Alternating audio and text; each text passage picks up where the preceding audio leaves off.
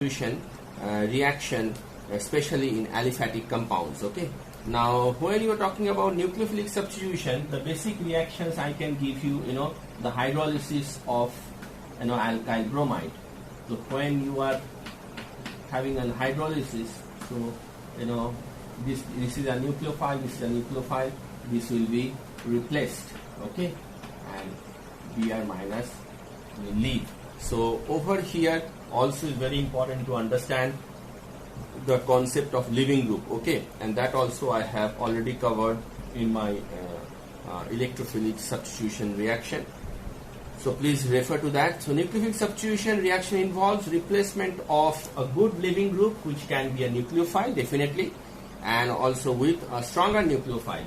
So OH minus is a stronger nucleophile and bromine is a good leaving group. So that's why they are performing this reaction, and this reaction mechanism can be of two types, that is can be an SN1 or SN2. So for example, like if you have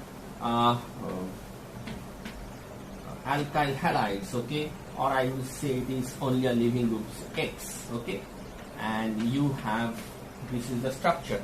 So if you put the nucleophile which is Y minus, okay, so nucleophile which is Y minus, so this reaction can proceed into two different manners.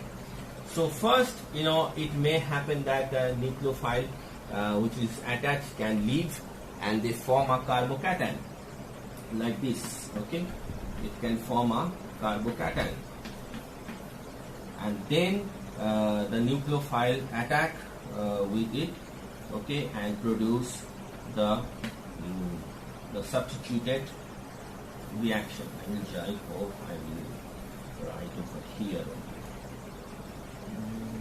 Yeah, like that. So I'll be having the products, okay, with this is the nucleophile, okay. But it can, so when there is a formation of carbocation and it is a two-step reaction, so the formation of carbocation and then it produce the product, so we call them an SN1. So 1, you can remember a cation. If you cross the 1, it becomes cation, okay. But the thing is, it can also be proceed via a transition state where this carbon, the carbon where the nucleophile is attached, you can show it in this fashion, like one is leaving, the group is leaving, and another nucleophile is attacking from the back side, and this entire is become a transition state. And when the reaction proceeds via a transition state, and then it can give you this reaction, this product, the final product, we consider as an SN2 reactions, okay. So it is a bimolecular reaction because it depends upon the both nucleophile and the leaving group, okay. Over here, because it should attack and it should leave, so that's why it is SN2 bimolecular reaction, and it is one-step reaction. But in SN1, it only depends upon the formation of carbocation. The faster it forms the carbocation, the faster the reaction can proceed, okay. But the thing is, now there are different factors involved in SN1 and SN2. So SN1 factor I will discuss. The first, it should have a good leaving group, okay. The better the leaving group, faster the formation of carbocation. And if the leaving group is little weak, then it may proceed via SN2, where the nucleophile can act from the back side, okay. That is called backside attack. And then second thing is tertiary carbocation is more responsive to the SN1 because tertiary carbocation is more stable. So that's why whenever the X is attached to a tertiary carbon, it is always favor SN1, okay. Then you have a protic solvent which also can favor SN1. The protic solvent, like example your ethanol, water, then hydrogen fluoride, formic acid, ammonia. These are all protic solvent can help to go for the SN1. Then product, one thing that when Y attacked, it attacked from the both sides, okay. So you can get in SN1 the product is racemate. That racemate means if you remember our enantiomer stereochemistry video, we have explained R and S. So over here you can get R also and S also, RR also, SS also. So it is a racemate mixture. But in coming to the SN2, in first about the stereochemistry, it is only a backside attack, so there should be an inversion of the product, which is known as Walden inversion. That means if it is started with S, I'll get R. If it is started with R, I'll get S. So this is the stereochemical features for SN2.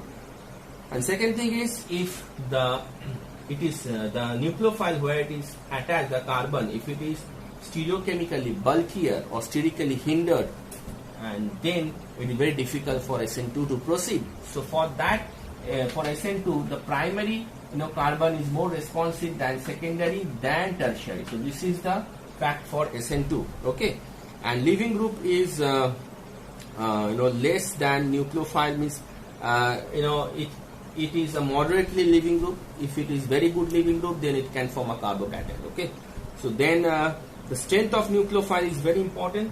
The stronger the nucleophile, stronger it can have chance to attack from the backside, and it can go for an SN2. And I have already discussed our basic video how to describe the strong nucleophile and all. Okay, then polar aprotic solvent. Over here polar aprotic solvent is not protic. Over here polar aprotic solvent, polar aprotic. So we can use acetone, THF, tetrahydrofuran, DMSO, DMF.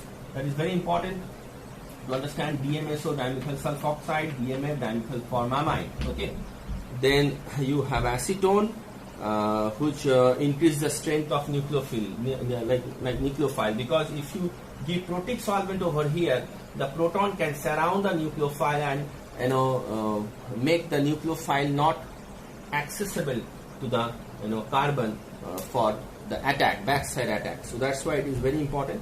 Now for SN1 reaction, if for GPAT and NIPER, how they ask the question, like simply they will give you a reaction and they try to say that, okay, you predict the reaction mechanism.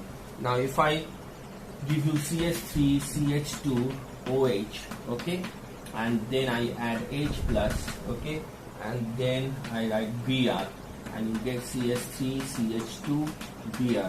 So what is the mechanism over here? Now the first thing is very important, that we are adding H plus, so we are making OH to leave, so it is becoming good leaving group. Okay, and then Br minus is a strong nucleophile. Okay, then this is not a this is a secondary carbon, not a tertiary carbon. So tertiary carbon, but still it's having one CH3 supported. Okay, 2 hydrogen. But the thing is, if it is good leaving group, so I cannot expect a backside attack over here. So I can understand only that it can be facilitated SN1, especially if you give protic solvent, and you can have a higher temperature, because normally temperature which is more higher than SN2, it can help to leave the leaving group. Okay, this is kind of a question, but the thing is now SN1 and SN2 is very closely associated with the E1 and E2. So before I go for E1 and E2, you have one more reaction, that is SNI type of reaction. SNI type of reaction, we are using SOCl2, thionyl chloride, and also in presence of dioxane. This can be like example, I can use OH, okay, then SOCl2 dioxane, and I get the SNI means the inversion won't be takes place, it will retain the, so if it is R, then it retain the R configuration, so that's why it is SNI. So this is something like it is called concerted reaction. Okay, the stereochemistry is involved, and it is giving selective product only, R to R, not R to S. Okay, there is no inversion.